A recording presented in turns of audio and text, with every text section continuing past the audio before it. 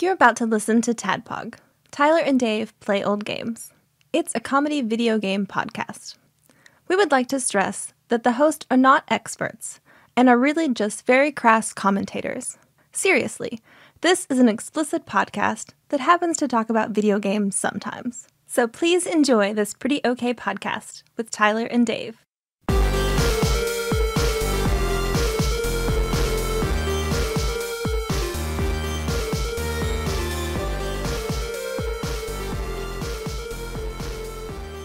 All right. 1, 2, 3. All right. Good. Nice clappy. All right. Here we go then. Hello, Internet, and welcome to three boys very far away from each other and very sad about it. The farthest we possibly could be. It's true. It's That's very not true. It's the furthest our hearts could be. Well, yeah, our hearts are connected through the inner tubes. That makes sense. It makes sense. So Thank yeah, you, Al Gore. Tyler and Dave play old games, and Ian. Tyler and Dave and Ian play old games remotely because Dave was forced to work in an office with very little protocols for COVID. Yeah, it's true. I came into work today, and I was told someone in the office has tested positive for COVID, so let's all try to stay 6 feet apart from one another. You're not just like, let's all work remotely. Let's all just all be here, but 6 feet apart. Because, 6 feet is the magic number. That kills all the viruses. Just fall to the floor at 5 feet. Let's all do the thing that we should have been doing. So yeah, I said, fuck that, I'm going home. And went home, brought my computer, and I sent a message to my boss later and said, hey, I don't think I'm going to be back at the office until Henry's vaccinated. So yeah, I mean, you're well within your rights to do that, and if they have a problem with it, well, then they can fuck their whole business because they depend on you. Well, I did tell. I do have the support of my entire family behind me, so that's nice to know. Where it's like, hey, if Daddy loses his job, you guys said it was okay. Good deal. Well, how else has everybody been doing? Oh, I got one thing that kind of came to mind, Dave, because you told me something a while back that I meant to do, and I finally remembered to do it. Since we recorded last, the 20th anniversary of 9/11 happened, right? And you mentioned this monument downtown. But right.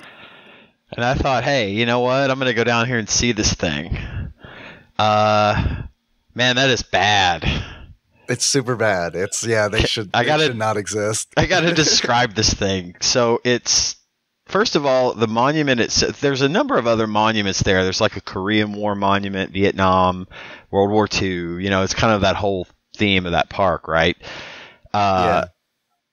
The monument for the World Trade Center attacks is just a little shorter than me, and I'm 6'1".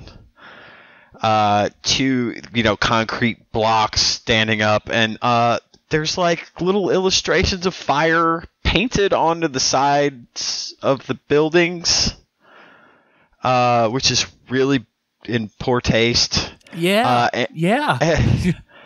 Yeah, and then also at the top of the building, the very tip top of the building on the right looks like it's under construction, which wasn't the case at the time the attacks happened, so I don't even know what that's about. It's literally under deconstruction. Super bad. Really, really super bad. The local monument to 9/11 it's got the same energy as the Quiznos Sponge Monkeys commercials. I don't know if you guys remember those or not. Fuck. It's got that energy for sure, except about something super serious instead of sandwiches. Well, and it's like there's a dedication to two people that I think they were Afghanistan war vets from this area. So, and I mean that's fine, I guess, but just the monument itself is such poor taste, and I was just and also it's super tiny, so you could tell that like whoever they told to build the thing, they gave them a really limited budget. Yeah, just avoid that thing if you live in the area. Don't bother. Come for the quilts, not the 9/11 tributes. Definitely not. Go to Just Hamburgers instead if you're in town. Yeah. Just don't go like late in the day, because if you want chicken tenders, it's not going to happen. Stop trying to make chicken tenders happen. I got to tell you, I get them every time I go. It has not been an issue at all. I don't know if I'm just tender lucky or what, but it's me. I've always said that. Yeah. Yeah. So yeah, thanks for recording remotely. I didn't want, and I know we all have children in our lives, and I am vaccinated, but I still, don't want to pass if I have it, which I got a test this morning, and I have to wait 4 days to get the results on that because there's a weekend between now and then. So I'm going to have a fun weekend of wearing a mask in my house and staying away from my child. It's going to be great. Yeah. But yeah, if we sound different, that's why we're recording remotely. And also, this is probably going to be a shorter episode, just because we had to start later than usual because my house doesn't get quiet. Even though bedtime's at 7:30 for Henry, the house doesn't get quiet until about 8:30. Yeah, I get That's that. Fair. It's fair. So it is also, since we are recording today, the 16th of September, that is Jacob York of Wolf Fighting Fame's birthday. Nice. Hey. Happy birthday. So you mind if I buzz him up real quick? Go for it. Just say happy birthday. See if he answers. Yeah, of course. Beep, beep, beep. He might not be able to hear us, but That's true. But pass along our wishes for him. Yeah. Well, or for us, I mean. If he answers. He's probably having birthday sex.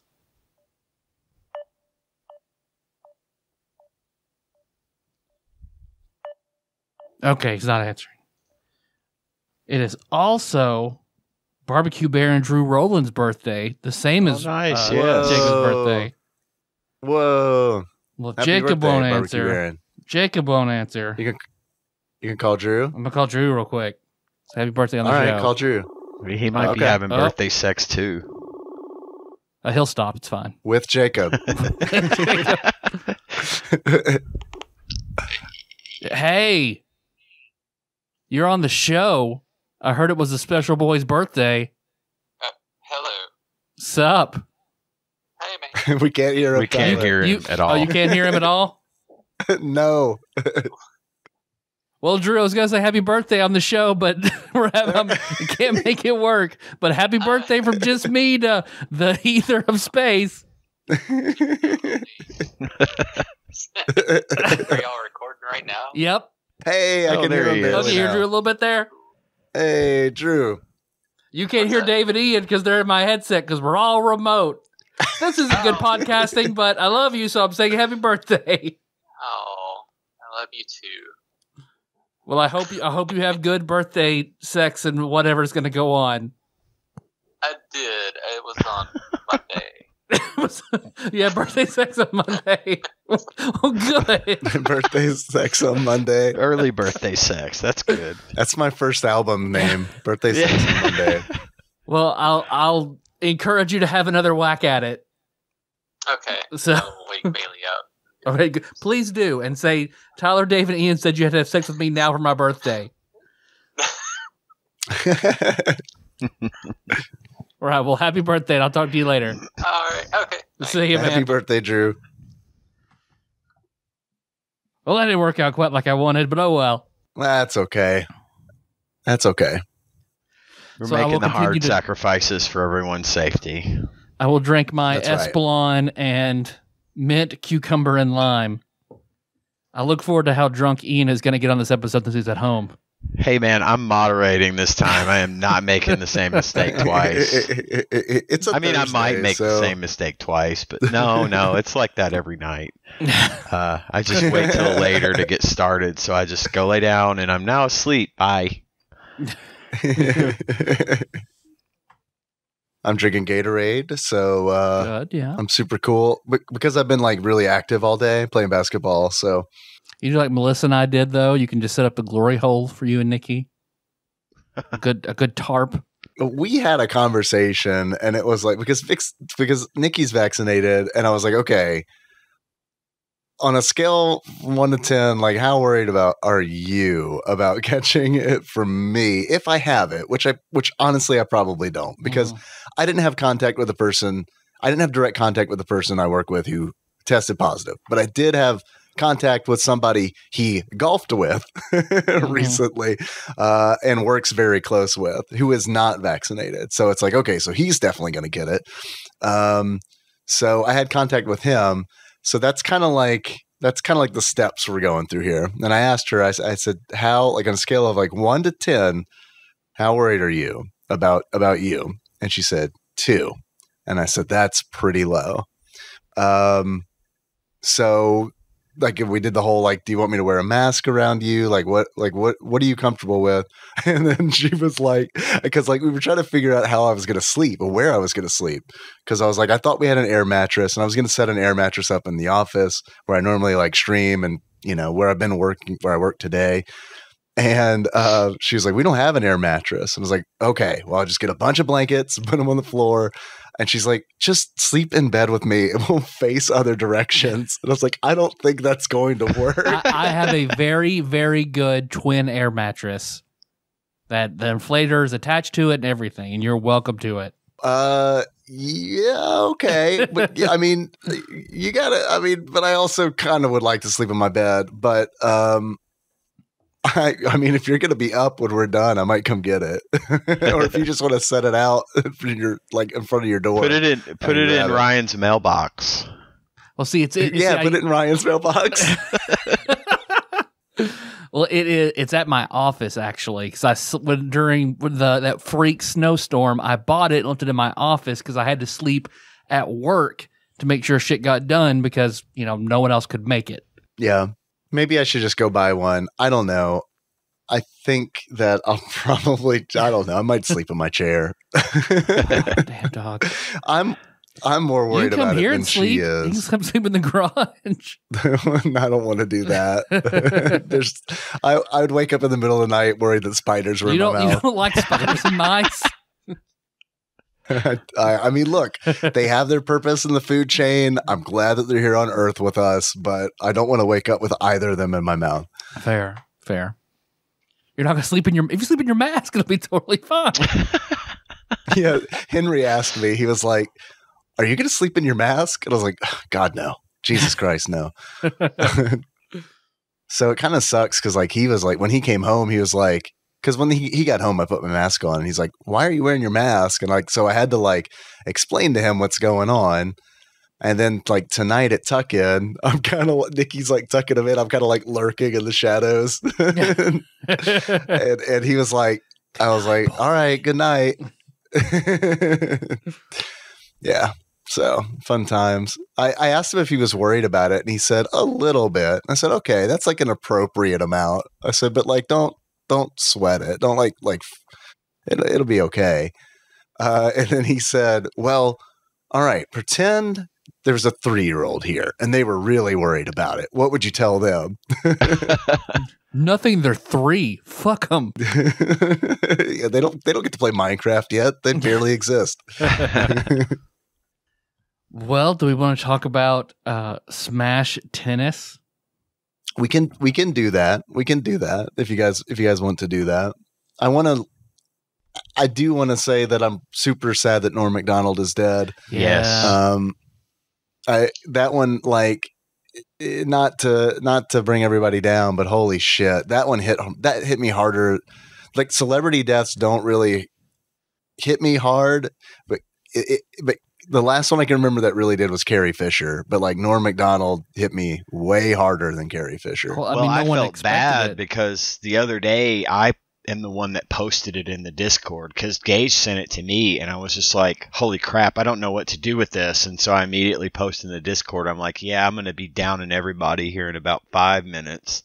Mm. Yeah, it seriously affected me. Like Carrie Fisher, like I definitely cried, but like Norm MacDonald, like I went to bed at 6 o'clock that day. Yeah. Like it was just like, I can't, I'm not doing shit. And it's like, I just can't do shit. And then the next day was rough too. And it was like, oh my God.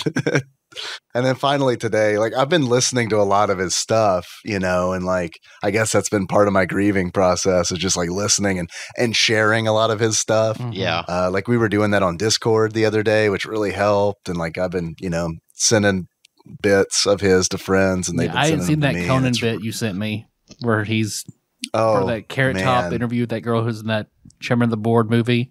BORED. I Right. had forgotten Yeah. about that sports show he had on Comedy Central. That until was I saw a amazing. post on I it actually on watched Reddit. that. Yeah, it was.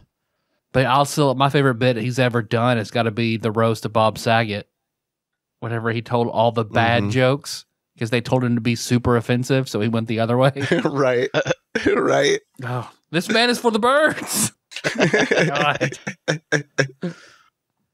Oh shit, man, you're right. That's like because what he fought cancer for 9 years without letting anybody know. Yeah, 9 years in private. Yeah. God, because It's like crazy. shortly after we started the show, he's been fighting cancer. That's That's fucked up. yeah, That is That's really fucked messed up when you think about it like that. because he had to be fighting it with the sports show and everything that he's done. Yeah. Yeah. Ugh. I was listening to there's a YouTube video of like someone it's barely a video. It's really audio with like a still image over it of him.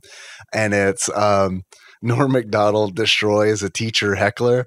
And it's the funniest fucking part about it is like not even when he's like it's just the way he deals with her because she says something to him like, have you ever seen a treadmill? Like I guess making fun of his weight. And like just his response is so fucking funny because it's like, yeah, I've seen like millions of them. It's a treadmill.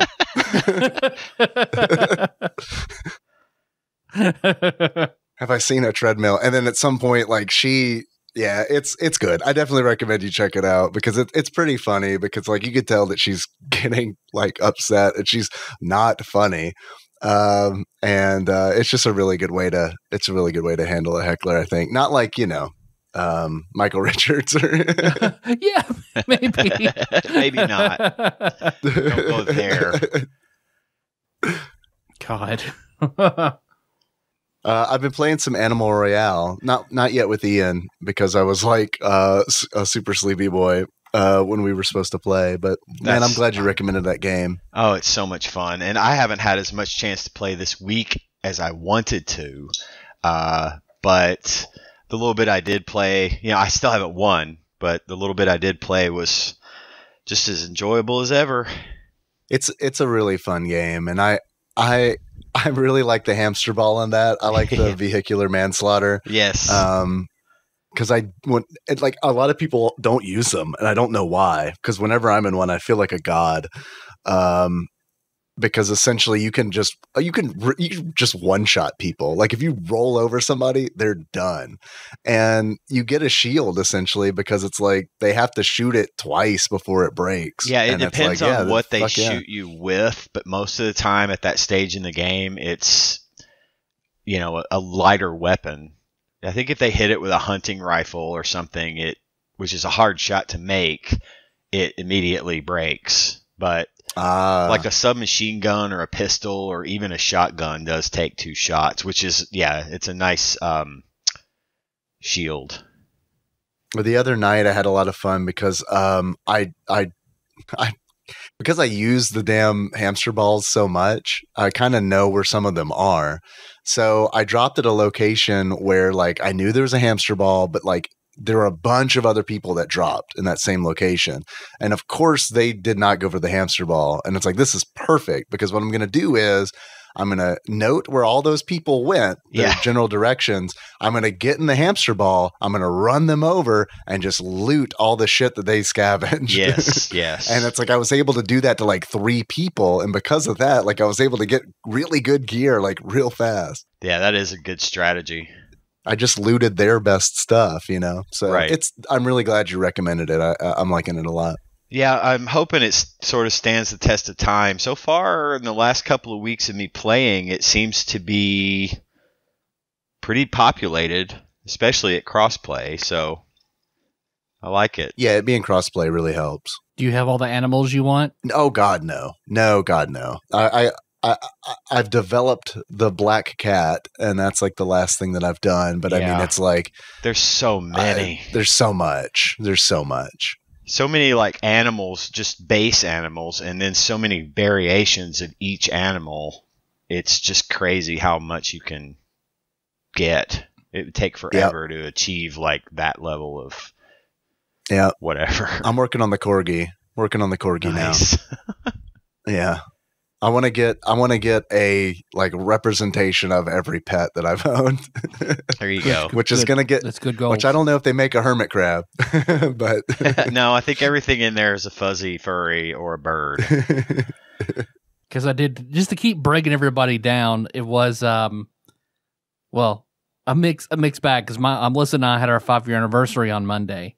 And of course, for our anniversary, thank you. I make the shadow box, so I keep little knickknacks and keepsakes of what we do all year long. So Drew had sex on your anniversary. Oh, he had sex on my anniversary. He was trying to. That's right. All right. Thank you for celebrating my anniversary by fucking your wife.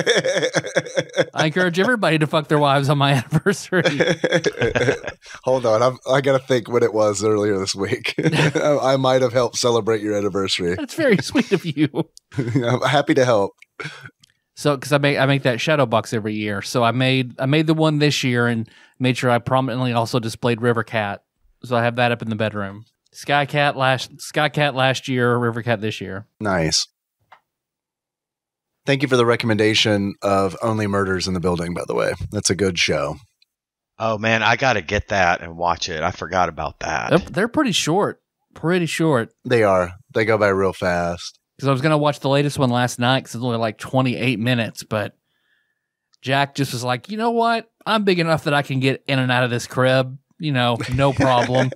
Because Melissa and I are just like laying in bed about to start it, and he just walks out of his room. And so I was like, God damn it. How'd you do that? And he just laughs as they're jumping up and down and runs around. Until he grabs like Melissa's phone, then gets back in his bed somehow. And just lays there because he'll cross his legs, put his arms behind his head, and bring up fucking Cocomelon and watch that on Melissa's phone. Awesome. He might like Only Murders in the Building. He might. There's a chance. Steve Martin and Martin Short are family friendly. Yeah. And Sting, I guess. That's a show that like works for both Nikki and I, but for different reasons, because it's like she loves true crime and all that, but also likes watching comedy, where it's like we're kind of flipped because it's like our hierarchy is different, because like for me it's like the comedy, and then the true crime is like, okay, it's fine. This is like a neat thing to structure a comedy around. That's about how Melissa and I are. Plus, she has a deep affection for Steve Martin. So, well, Steve Martin's great. I mean, is. I feel like there are not too many people who like actively dislike Steve Martin. It'd be tough. How far are you, both of you guys, in Full Metal Alchemist Brotherhood? Because you're both on that jam now, right? Ian is probably done. No, I'm not done. So don't spoil anything for me. I'm not done. I just finished part 1 today. Okay. What do you mean part 1? Well, it's like season 1. Okay. God, man, you go through these so fast, man. You're gonna be done. You're gonna be done next week. No, there's 5 parts, right? I don't know how they're split up. I'm watching them on Hulu, and the only reason that I knew like there was a season change was because the intro change.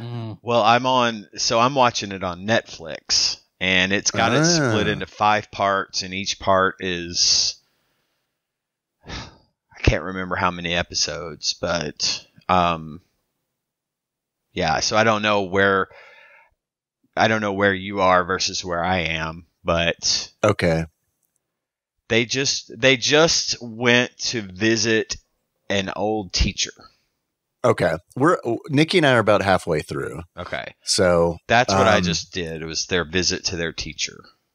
Okay. I love their teacher. I do too. She is great. Teacher and her husband. They Yeah, talk that through their dude's muscles. Yeah, they're all great. Yeah, I have no concept of where either one of you are. So there's stuff I really want to talk about, but more than likely I would spoil something. So it's just like, I'll wait till everyone says they're done. We'll get all caught up and on the same page, and then we'll discuss, because I'm sure there will be plenty. Already there's plenty to discuss. Yeah.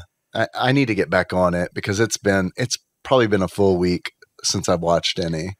See, I'm a weirdo though. See, when I come in for lunch, I work from home, as everybody knows, and when I come in for lunch, I put in my AirPods, and I've got an hour for lunch every day. So I put in my AirPods and I watch something for that hour every day.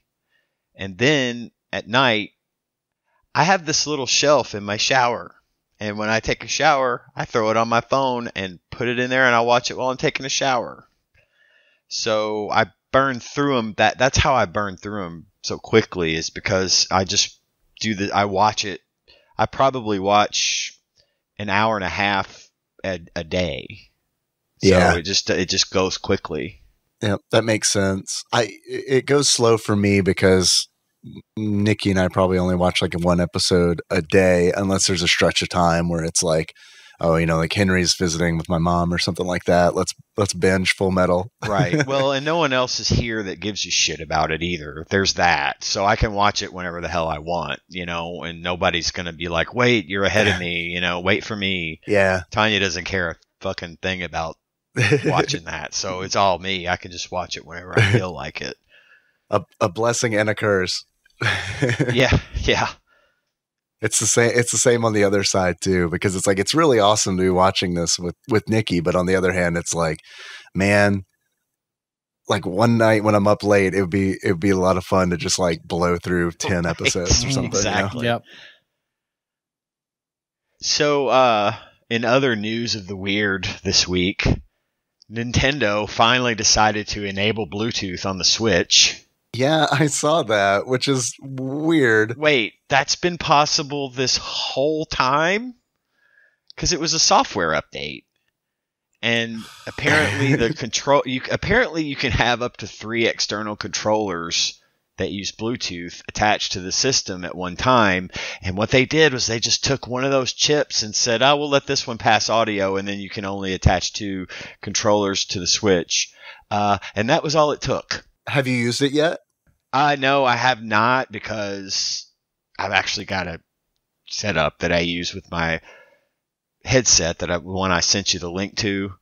Yeah. So it uses the dongle, but when I'm playing in handheld mode, I'd like to be able to pair my AirPods to it, and I'm going to try that, because I actually bought one of those little Bluetooth adapters that plugs into the USB-C port on the bottom. Uh-huh. I mean, it was like $15. It wasn't like I spent a lot of money, but it's like, man, that whole market for those things, which there's a lot of, is gone. Yeah, for sure. How did the USB plug-in thing work? Like, what was the latency like? Was it good? It seemed fine. I mean, obviously, and the same holds true.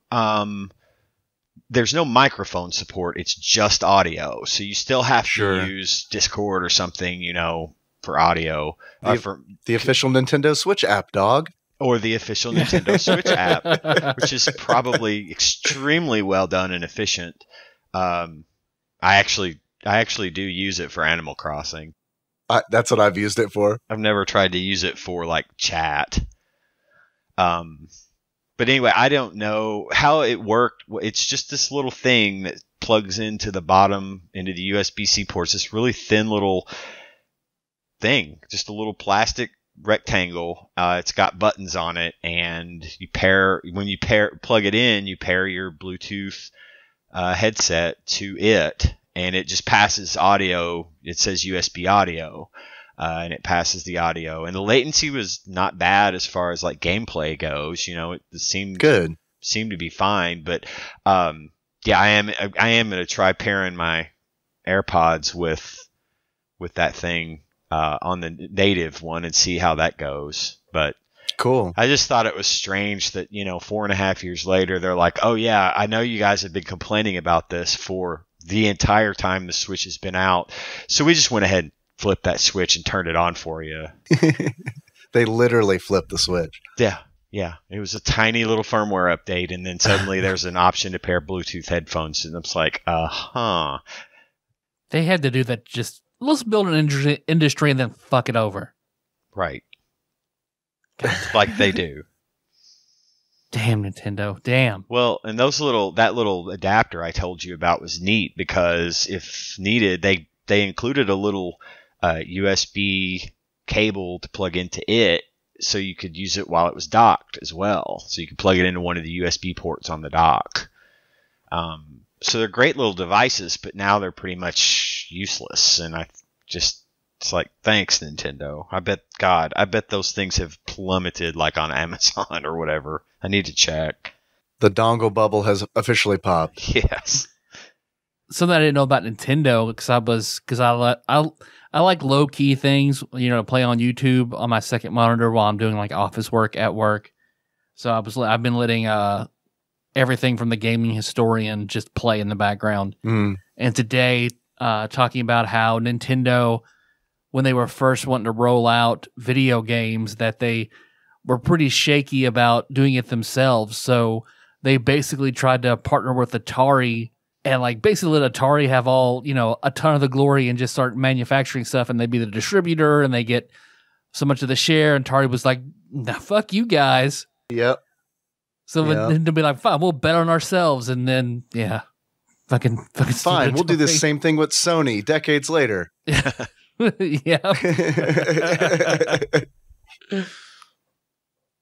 Oh man.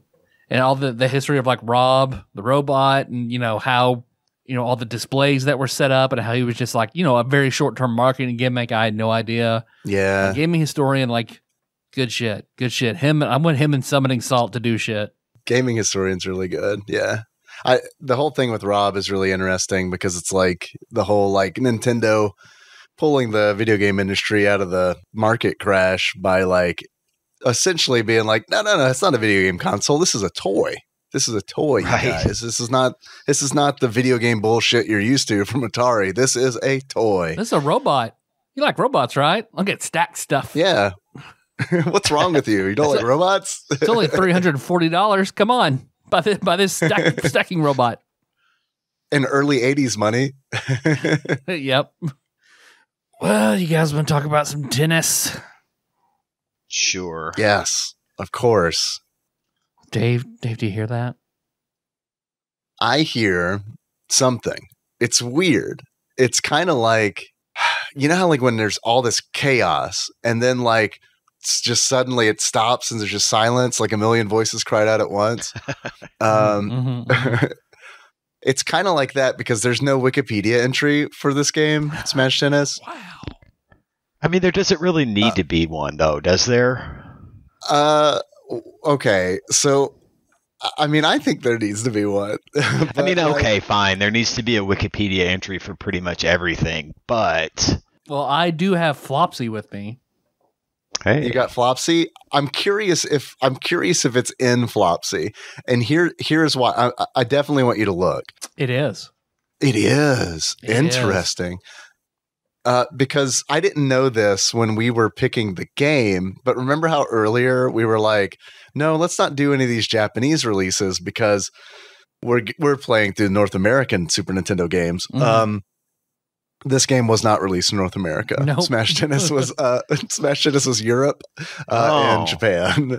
Okay. I mean, it's America now, so we can count it. It counts. It doesn't check a box on your list, but it counts as a game that we played. And let's be careful because then we'll have to do the Japanese puzzle games that we talked about not wanting to do. This was just a misunderstanding based on lack of research. Nothing more. Move along. American released and PAL exclusive Nintendo Switch Online. That's what we're doing. Yeah, right. We got Jelly Boy. We got all the hits. Yep. Bomboozle. Bomboozle. Who could forget Bomboozle? You might remember me from such smash hits as Bomboozle. Man, I'd play a Troy McClure game in a heartbeat. Would. God. Well, would you like me to read the intro to that Flopsy has for Smash Tennis? Yeah. Yes, of course. All right. Smash Tennis. Genre, sports. Release date, June 1994. Region, PAL. Developer, Namco. Publisher, Virgin Interactive. In this charming tennis game, players choose between 20 fictional male and female athletes to compete in 5 singles or doubles tournaments from around the globe. Hey, Player wait. or players. Can we pause? Can we pause for just a sec? Pause. You know, when I was a kid, we would go on vacation. We would go to Disney World or to Hilton Head or to whatever, you know, just some place where gift shops existed, right? In my whole life, all I ever wanted was one of those little license plates that has my name on it. My son is also named Yes, Bork. exactly. In the 70s and 80s, Ian was not the most popular name in the United States, and therefore I was deprived of said license plates or other customized things. I wouldn't call them customized, but my name appeared on nothing. You mentioned all the characters, and guess what? One of the characters you can play as is Ian. Yeah, yep. And that made me so happy, and I immediately loved this game. Continue. The player or players that manage to win each of the 5 tournaments will earn the title Grand Slam champions. And then it starts talking about the gameplay. And then they are welcome to the jam. It was it released in Japan first as Super Family Tennis, which I do think is appropriately named because one of the things that I really think is cool about this game, you cannot do it as far as I know on Switch Online, but it is 4-player compatible. So if you have a multi-tap, you can do 2-on-2 doubles. And if you're a family of 4, there's your super family fun. That is pretty good. That is good. That's something that Super Tennis doesn't deliver. And I wanted to compare this game with Super Tennis because Super Tennis is on IGN's top 100 list of Super Nintendo games, which we all know is like the founding father of TADPOG. Essentially, it's that TADPOG means you guys Constitution. played this one, Super Tennis. Yep. Okay. We played Super Tennis. I couldn't remember. It was a long time ago. Super Tennis was episode 20. Wow. Oh, and what, Green Jelly did the music on that one? Green Jelly? Oh, no, really? What? No, I think you must be looking at Maximum Carnage. I'm looking at the show notes for Super Tennis, and we've got Green Jelly. I don't know why we do. Well, you've heard the show, right? I mean, there's any number of reasons why Green Jelly came up. Well, what did you guys think about this game?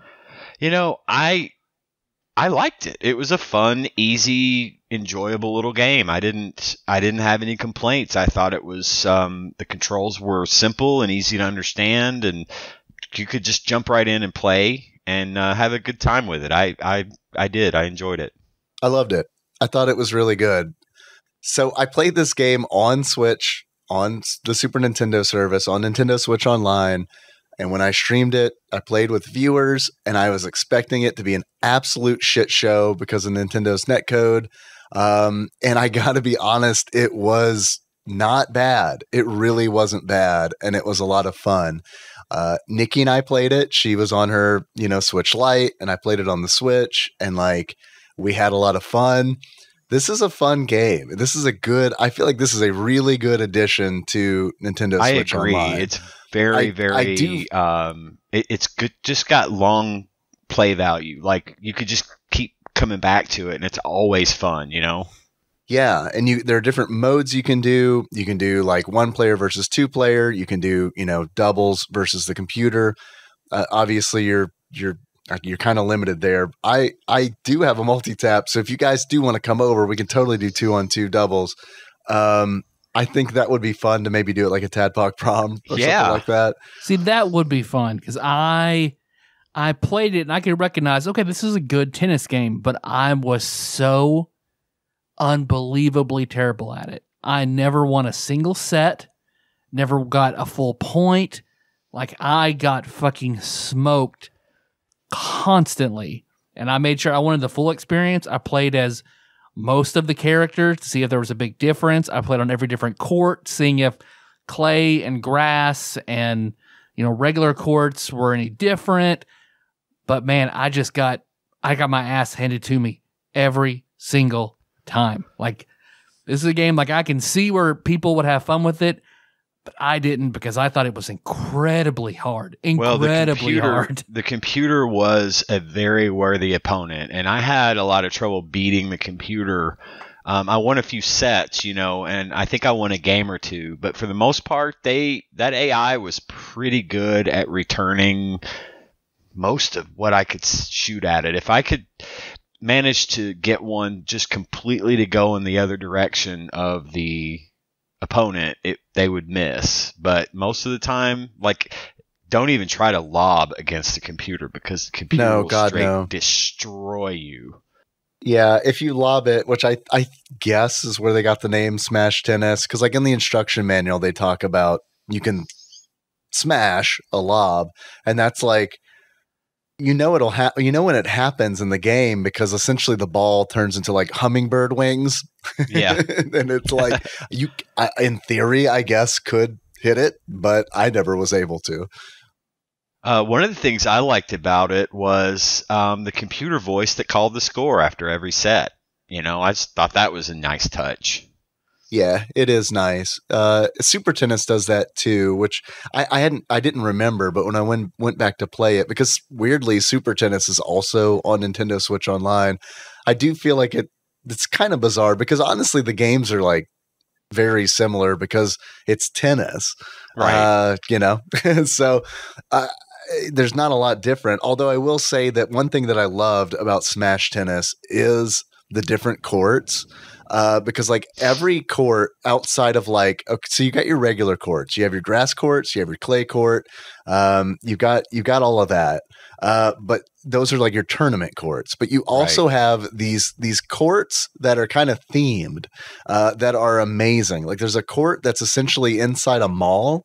There's like a court that is outside of a shrine, like a Japanese temple. And there's another one that like it's just kind of like outside on a summer day, and like they add these little, and there's also one on top of a mountain, and I got to tell you all about this.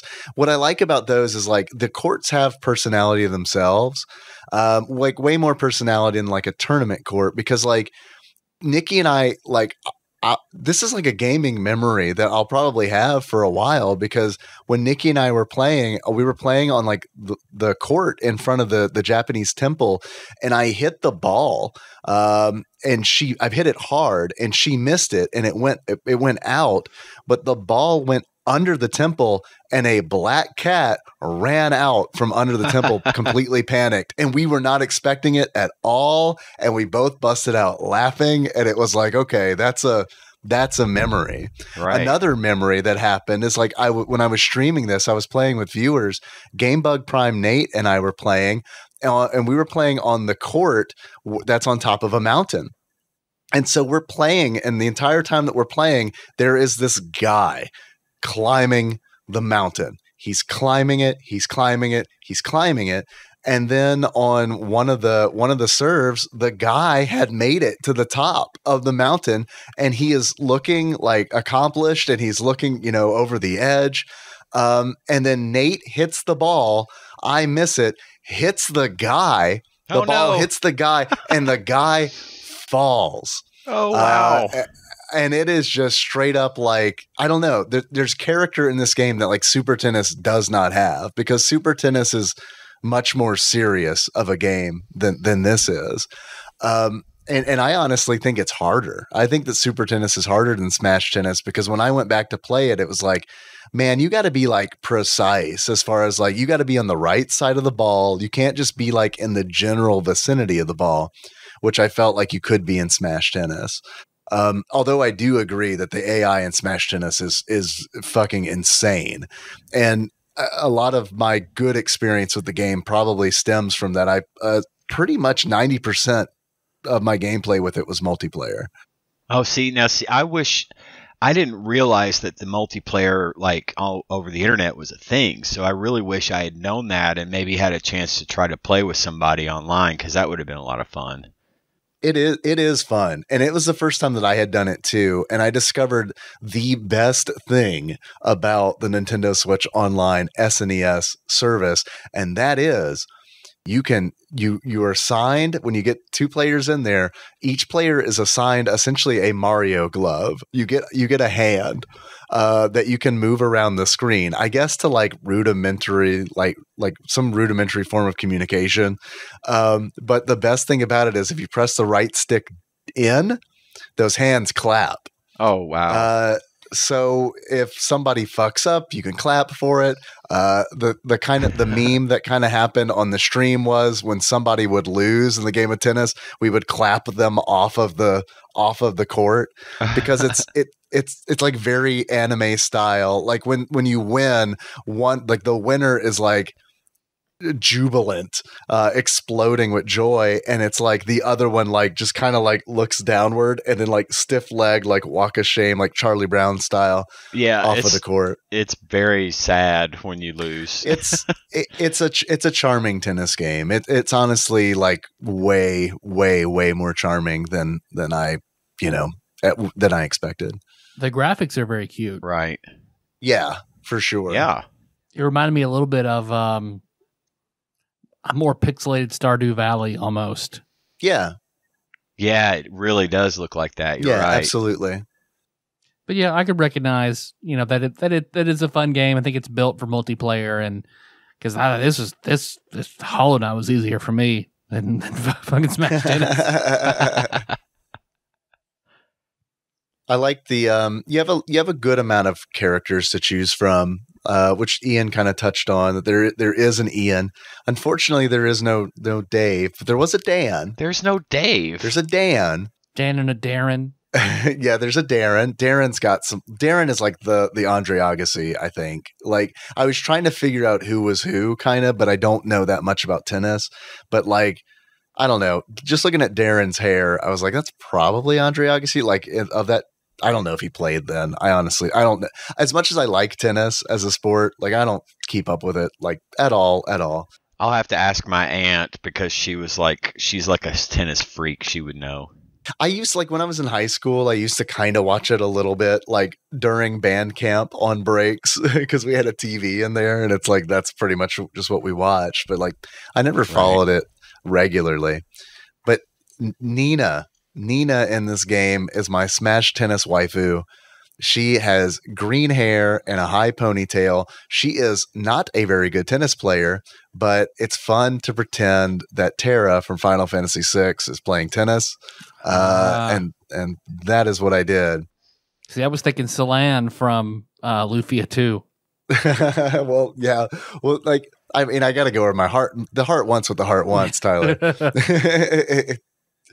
But like, there is, I guess I could use this as an example to kind of spin off like how different the characters are, because like when I say that Nina isn't very good, she's pretty slow. So like all the characters have different speeds. She's not very powerful because like all the players have different like power that they use to hit the ball.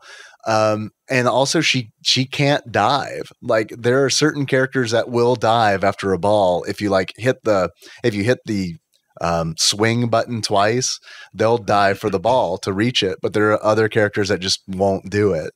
And Nina was one of those. And I totally understand she doesn't want to destroy her beauty. And I respect that. But I do think it's interesting. It. Yeah. No, who wants to do that? No one on scuffy titties. No. So Melissa was almost named Julie. So I played as Julie. Julie is not a good tennis player. Well, dude, and it's like, it's wild how like I mean, it is like absolutely skewed for like the male characters for sure, because it's like switching between male and female characters is like, whoa, holy shit, this is insane. And like if I was playing a male character, Mike was my go-to because Mike had those fucking sweet ass shades. So he was my guy.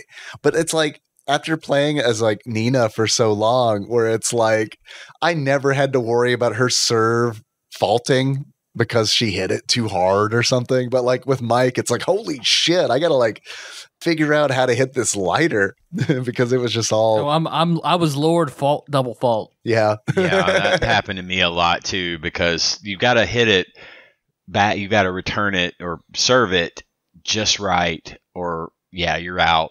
And It's like, can I just not hit it out? Can I just not put it in those two squares just anywhere? Just let me play the game. Let the boys serve the ball. That would be wacky tennis. That'd be wacky tennis. That's what I want. I want wacky racist tennis. Tiny Toons presents wacky tennis. But I liked it. This was a nice breath of fresh air for me. So thank you for that. yeah, it was good. I figured, because I don't think there are a lot of bad tennis games on the Super Nintendo. According to SNES Drunk, there are a lot of bad ones for the Famicom, but not for or Famicom, but not so much for the Super Nintendo. Dude, Because he said Super Tennis is number 1, Smash Tennis is number 2. regular ass tennis on the NES is just like, holy shit. I don't know. I can't even. Like, I remember when I got the NES Classic, I was like, all right, you know what? I like tennis games. I'm going to try this out. And it was like 5 minutes of just like you said, Tyler, let the boy serve the ball. Like, it's impossible. Yep. It is impossible to serve the ball in that game. I remember loving Virtua Tennis on the Dreamcast and in the arcade. It looks really good. I've never played it. I want to, but I don't own a Dreamcast. Jacob really talked that game up to me because he's like, if you like tennis games, check out Virtua Tennis. And I looked it up on YouTube and it's like, fuck yeah, this looks really, really good. So we need I can get Ryan's. Well, I don't know where my Dreamcast is. Ryan might have it because I know he also has one. But just burn off Virtua Tennis and bring it next time there's a prom. Yeah, that'd be awesome. We can do several different tennis games. It'll be a tennis prom, actually. The podcast is secondary. Tennis tourney. There's not a lot about this game. I mean, that's we pretty much covered. No bosses or anything. Yeah, there's no boss gauntlet at the end. You know what I love about this game? 66% of the way through it turns into ActRaiser, and that's kind of neat.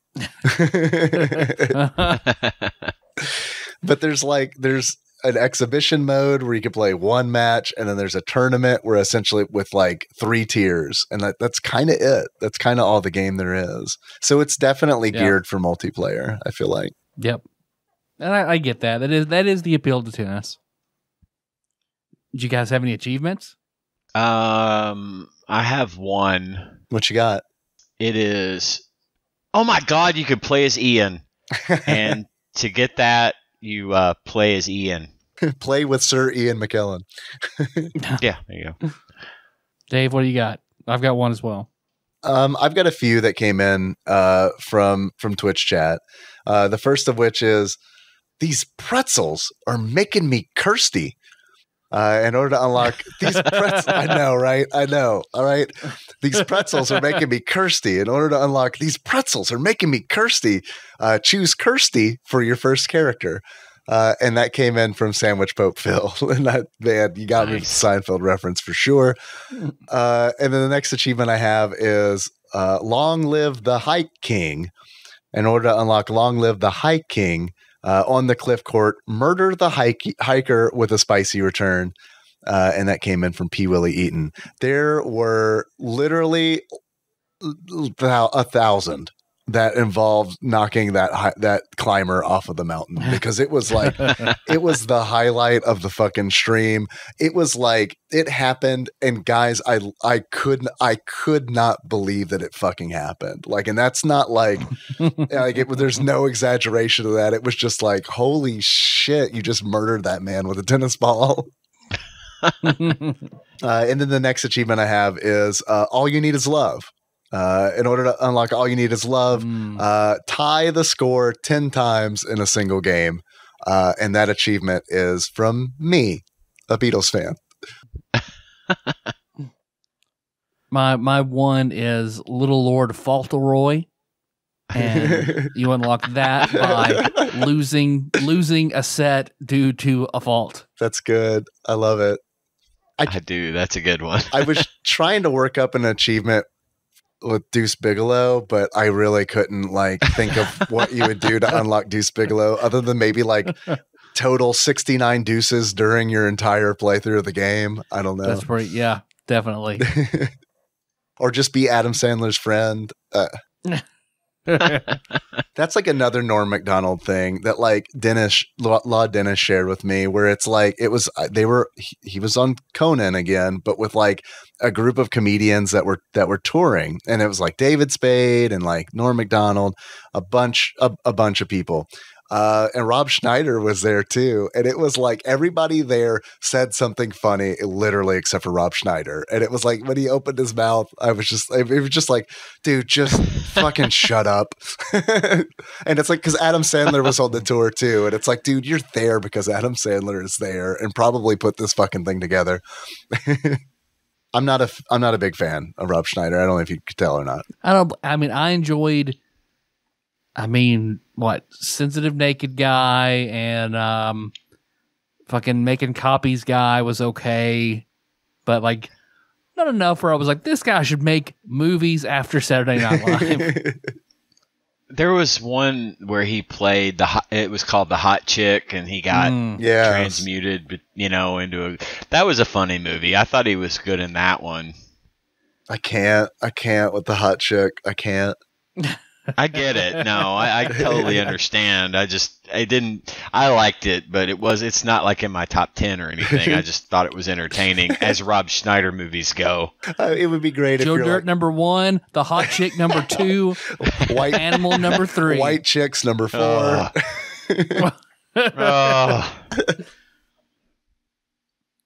So Melissa and I did watch a Joe Dirt. Oh, you guys watched Joe Dirt recently? Yeah. Yeah, we can talk about it sometime. Oh, shit, I need to get on it then for that Patreon content. Yeah. And I got a question for you guys. Okay, what you got? Yeah. According to the Ultimate Nintendo Guide to the SNES Library 1991 through 1998 by one Pat Contry, a.k.a.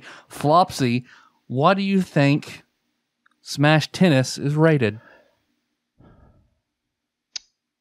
I will go with 4 stars on that one. I was going to say 4 as well. But then you... Oh, never mind. I'm keeping 4. It sounded like that was the right answer. Well, then you both are correct with 4 stars for Smash Tennis. All right. Well done. Well-deserved 4 stars. Yeah, man. I'm telling you, this is a good game, especially if you like tennis. It's not simulation tennis, which is great because it's definitely more arcadey, and that's kind of my wheelhouse. Yeah, because the review was by MV, which are Melissa's maiden initials, calling it the perfect party game. That video games and tennis are like chocolate and peanut butter and bacon and eggs. MV, Michael Vick, the famous SNES reviewer. Yeah. Yep.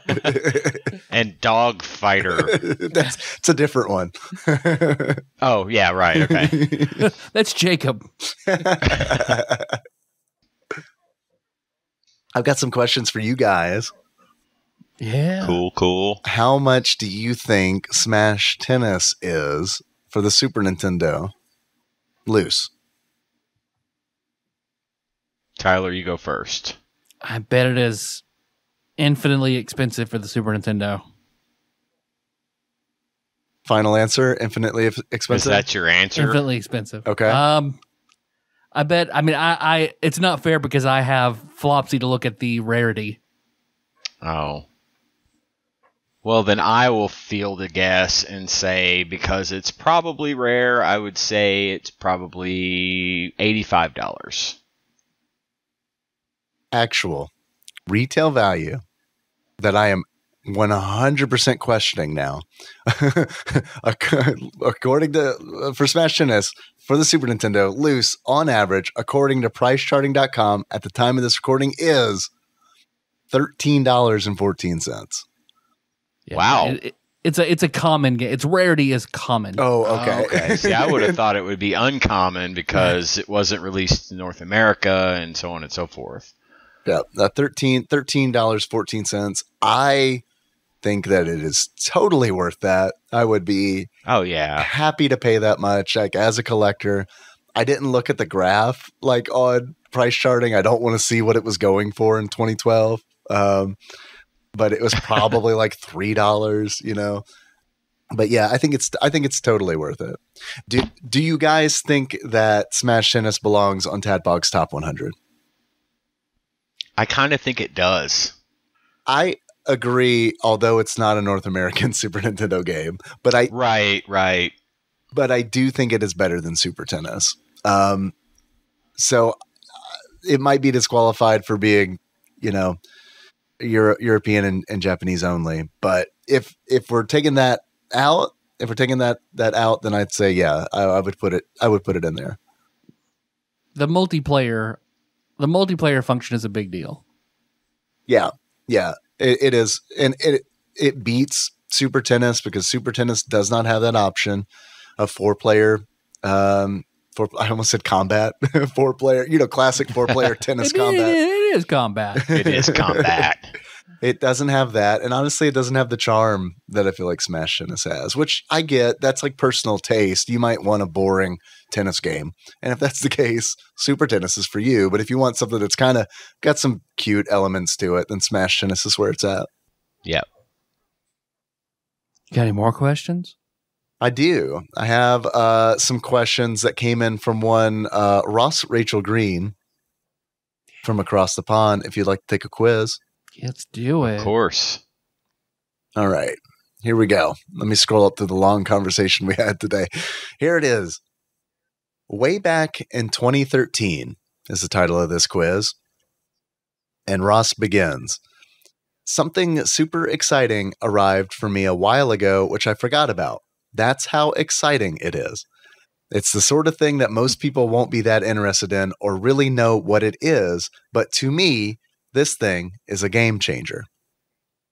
It is a desolder gun. Much like a pneumatic solder pump, this thing heats and sucks all in one go. Much like my first girlfriend. I'm looking for the rim shot button that I've got here on my... I was about to say my wife's vagina. So, yeah. Ross continues, for through-hole components, this makes removing faulty components a breeze. Honestly, everyone should have one.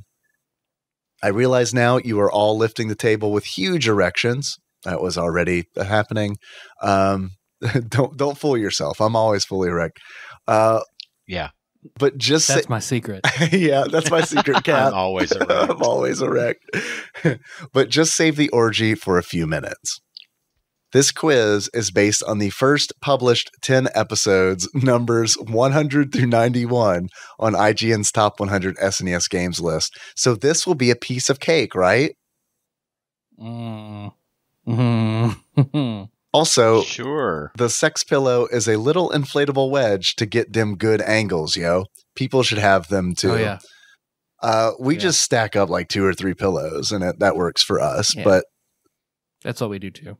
Because, I mean... There's nothing wrong with having a specialized tool, right? There is nothing wrong with that, but it is a lot harder to explain to a child, is what... No, my bedroom is like Alton Brown's. No unitaskers. Yeah, I love it. Yeah. Just the fire extinguisher. Are you guys ready to begin? Let's do it. All right, first question. 100. The actor Robin Williams stated that he named his son after a character from this video game. That is Zelda, right? His son? I know he named his daughter. Oh, shit. You're right. He does say named his son after a character from this video game. Was this a curveball? Well, I don't know his son's name. Is it Link? Yeah, hopefully it's Link or Ganon. You don't remember Sasser Williams? Hagar Williams. Mayor of Metro City Williams.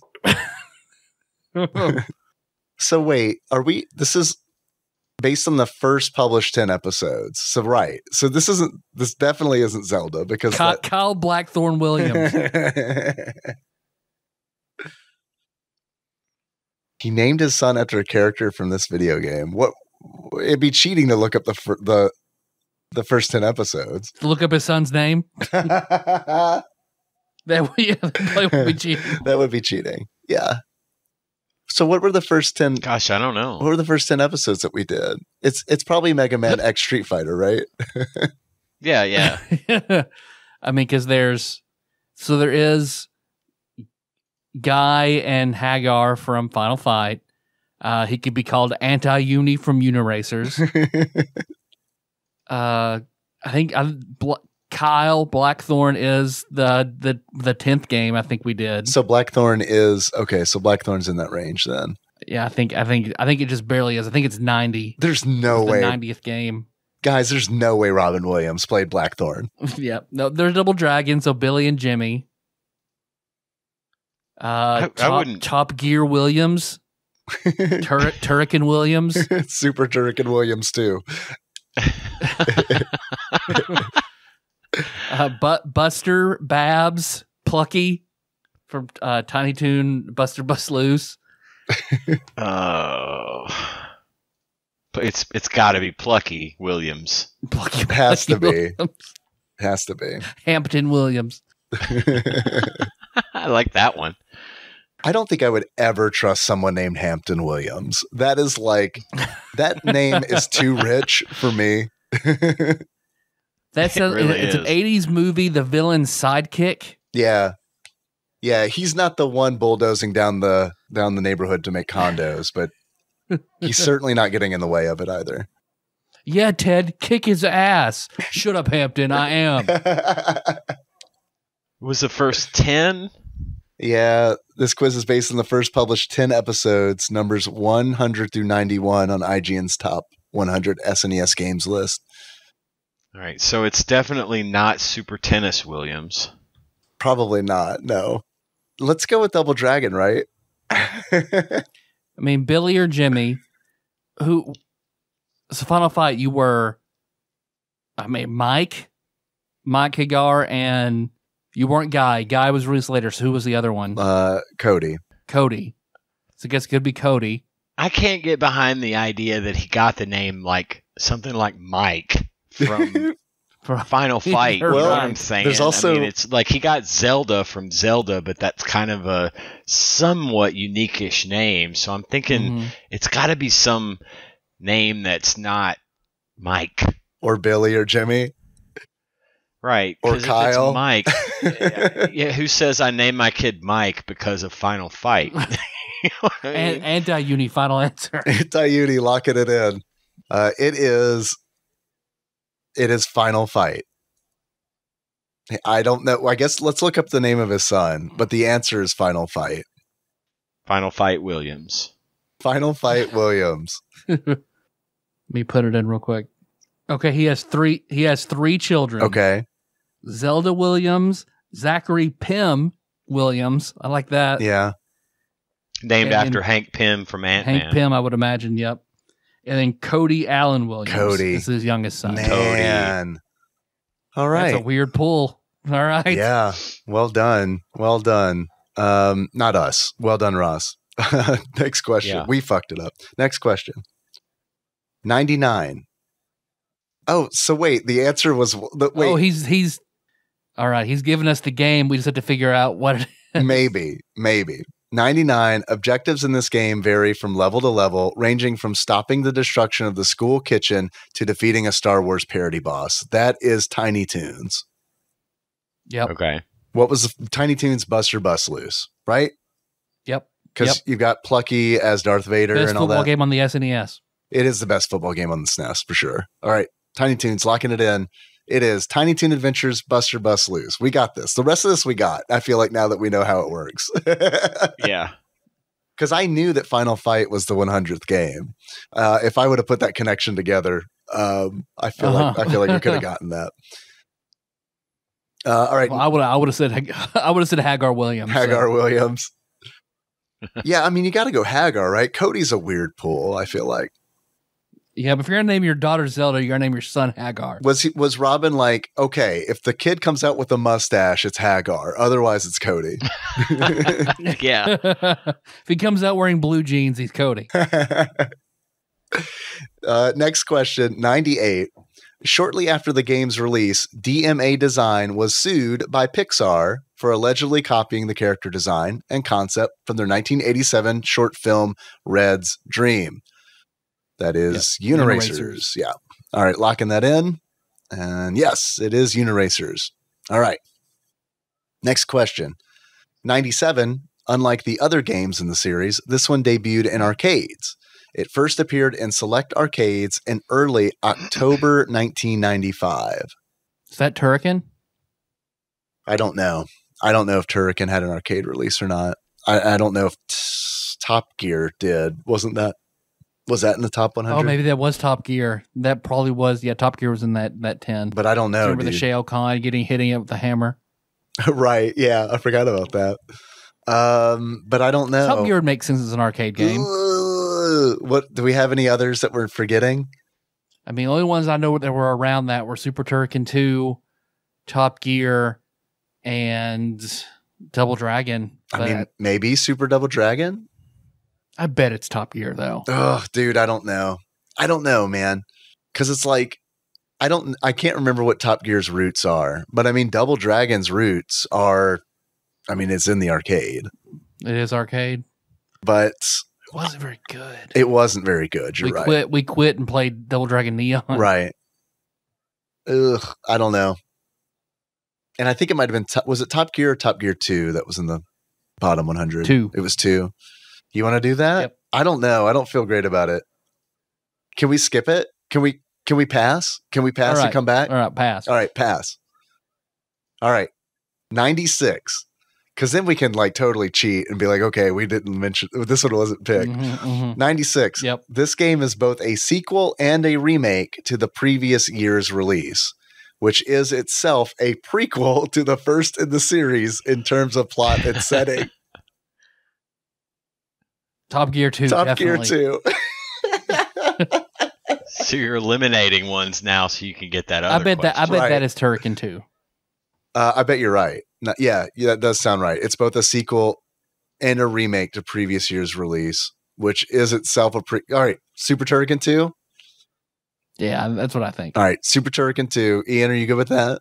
Sure, yeah. All right, locking it in. It is, oh, fuck. I forgot this was in the top one. I forgot this was in the bottom 100. Street Fighter Alpha 2. Oh, yep, I completely forgot about that too. Completely forgot about that. I thought it was ranked better than that on the list. Yeah, I thought it was too. But apparently not. Next question. The developer used rehashed graphics and gameplay from another series.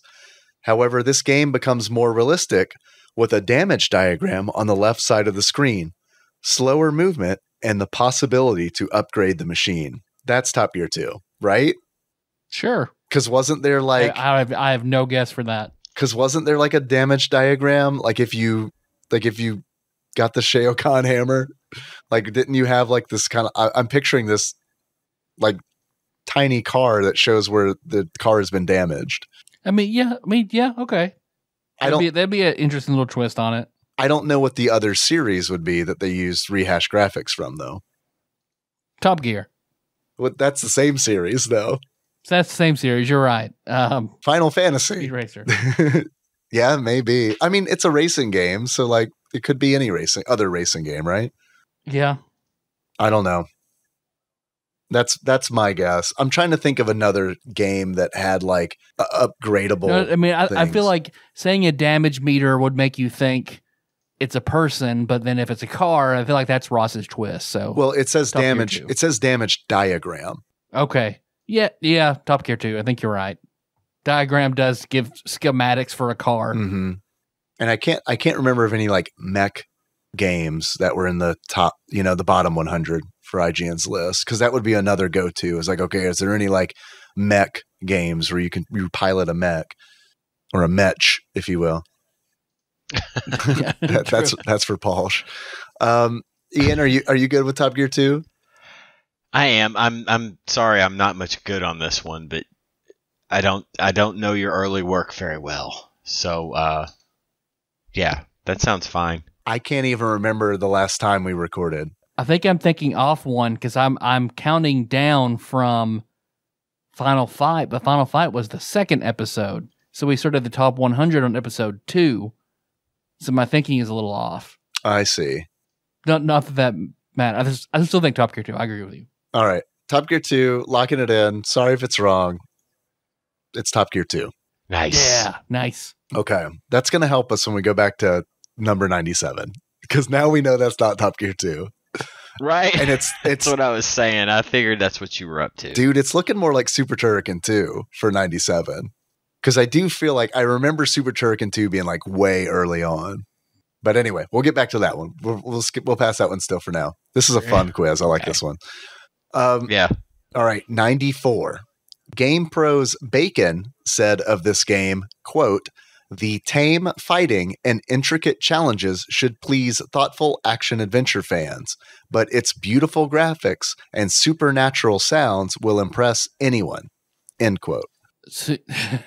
Supernatural sounds makes me think of how we joked about the Riddler ghost hand jobs. Batman and Robin, yeah. Batman and Robin. And that was that in the bottom 100 or was that ranked a little bit better? I know that was early on for sure. I'm pretty sure that's bottom. That was 100 through 90. Because that was like Dicus was on that episode. That was super early on. Okay. Hey, look, I'm good with, I love that. Batman and Robin, and there's, okay, so tame fighting. No one dies in that game, right? And intricate challenges. You just knock them out. There was a driving segment in that, right? Where you're driving the Batmobile? Or was that a different game? You have to run through different floors too, like with key cards and shit at one point. Yes. Sounds like you guys are onto something. Okay. Are we good with this? Yeah, Batman and Robin. All right. I'm convinced. Adventures of Batman and Robin. Adventures of Batman and Robin. Locking it in. It is The Adventures of Batman and Robin. Well done, Tyler. Sweet. All right. Next question. 93. The game was released on the Virtual Console in North America on September 29th, 2008. However, it was retired without any explanation on October 2013 in the same region. This question's horrible. Wait, read that again? I don't know anything about the Virtual Console and when shit put on there and was pulled off. 93.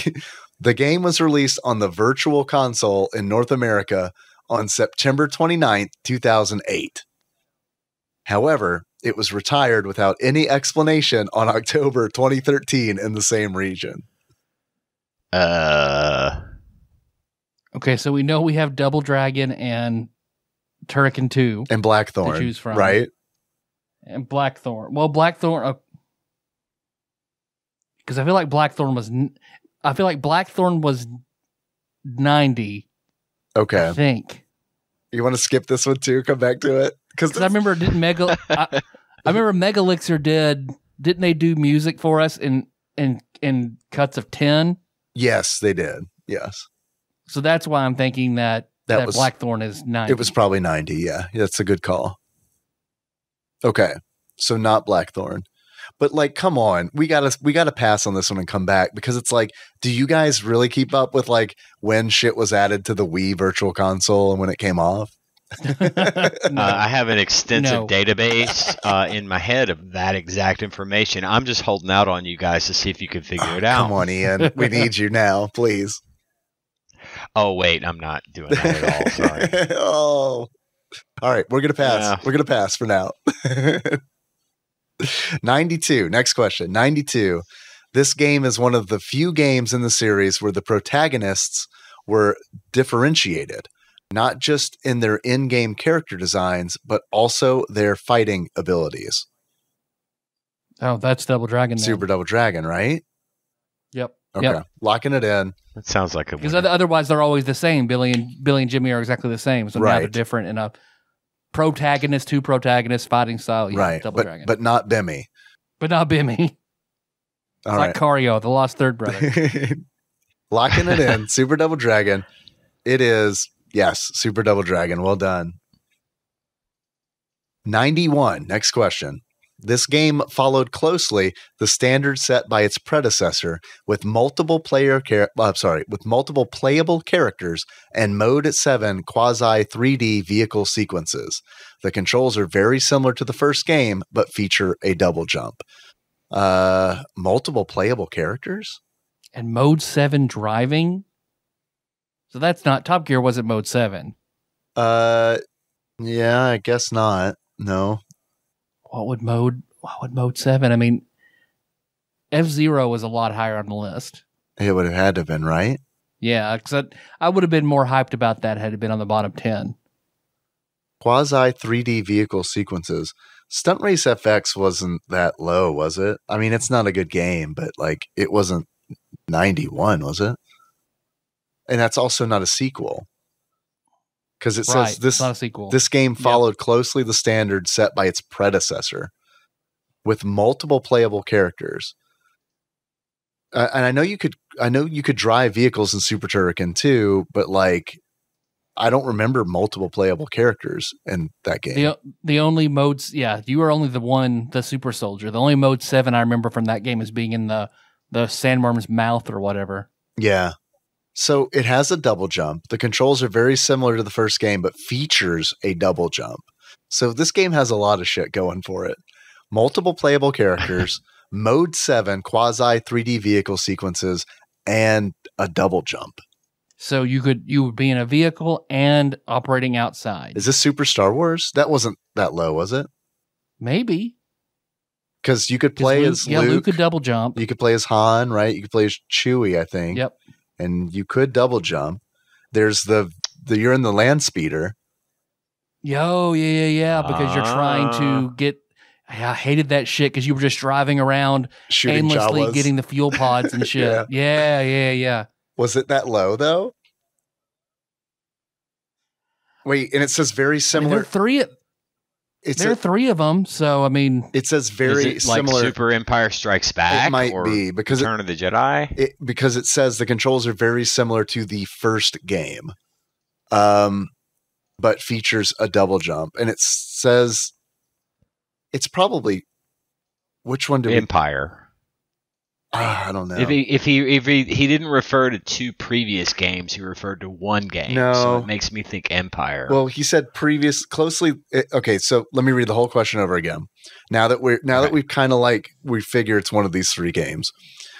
This game followed closely the standard set by its predecessor, with multiple playable characters and Mode 7 quasi 3D vehicle sequences. The controls are very similar to the first game. Okay, but feature a double jump. I gotta go with Super Empire Strikes Back, but Yeah.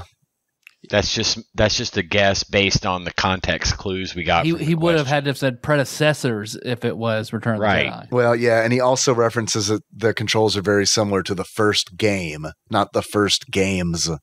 So that makes me also think that it might be Empire. And I guess the quasi 3D vehicle sequences could be like, the Battle of Hoth. Could be. All right. Are we good with this? Super Star Wars Empire I got Strikes nothing Back? better. All right. 'Cause I don't think it's Turrican, so that makes sense. Okay. I like that we got to Star Wars at all, because like if it's wrong, at least we were in the right family, right? Well, yeah, let's not count our chickens because if it's like Right. something Could be completely different, right? Yeah, it could be literally. But I'm going to lock it in. It is, fuck yeah, boys, we did it. It's Super Star Wars The Empire Nice. Strikes Back. Nice. All right, Sweet. now let's go back. We have two unanswered. one of these is going to be Super Turrican 2, right? Okay, so 97. Okay, here are the two questions. Let's figure out which one is Super Turrican 2. Unlike the other games in the series, this one debuted in arcades. It first appeared in select arcades in early October 1995. And then the next question is the fucking Virtual Console one. The game was released on the Virtual Console in North America on September 29th, 2008. Marriage Rapture. Marriage Rapture. Oh, Ultimate Mortal Kombat 3. That's the arcade game. But wait. It says, unlike the other games in the series, this one debuted in arcades. Mortal Kombat and 2 and 3 debuted in arcades. So it's got to be Mortal Kombat 3 with the Marriage Rapture? That was low. No, but I'm confused by the question because it says, this is how it reads. I agree. Marriage Rapture was low. So I feel like, all right, let me read this and tell me, I may just be misunderstanding it. He says, unlike the other games in the series, this one debuted in arcades. But Mortal Kombat 1 debuted in arcades. Mortal Kombat everything 2, Mortal Kombat, it came out in the arcade first. Now, so. but Ultimate Mortal Kombat 3. We already said Street Fighter. What? So it came out in the arcades first, and then the Super Nintendo. Yes, but it also says unlike the other games in the series.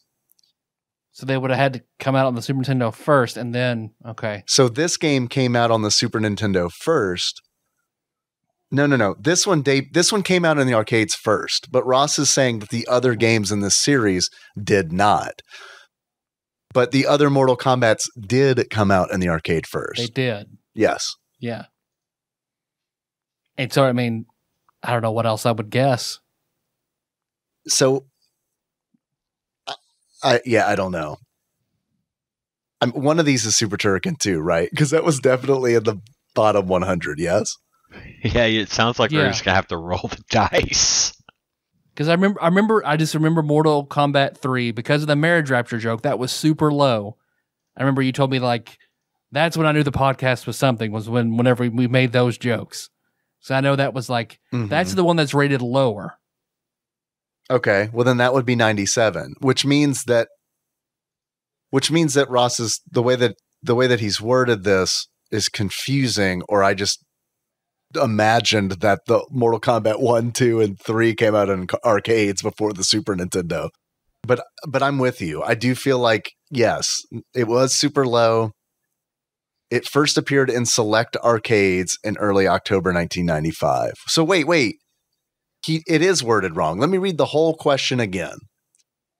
Unlike the other games in the series, this one debuted in arcades. I think he meant on consoles, because the next sentence is, it first appeared in select arcades in early October 1995.